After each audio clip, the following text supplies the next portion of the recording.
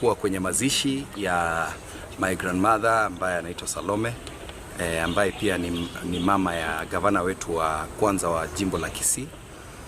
Tulipokuwa kwenye matanga, tuligundua ya kwamba hawa ndugu zetu ambao wako kwenye mrengo ule wa serikali Kenya Kwanza na UDA, kwa sababu wanajua raia hawapo nao, walikuwa wamemobilize vikundi waje kuwapigia makofi na kuwaimbia. Mambo ya Kenya Kwanza na William Ruto hatutayakubali katika jamii yetu.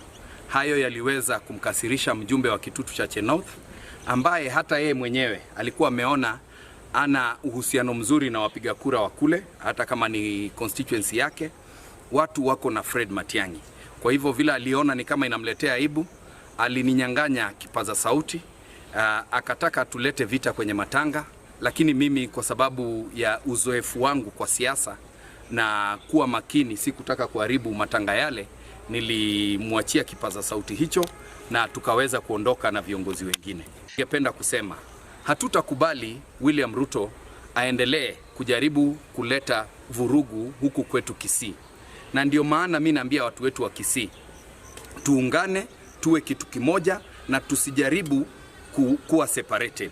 Sababu ukiona Ruto anatuma watu mpaka kwenye mazishi kujaribu kupigia wale ambao wanampigia debe Fred Matiang'i kelele, hiyo inamaanisha wameishiwa na mafikira. Hatuwezi kukubali watu wakuje kumfanyia Matiang'i cheche hapa kwetu. Hatuwezi kubali watu wakuje kumdharau Matiang'i hapa kwetu.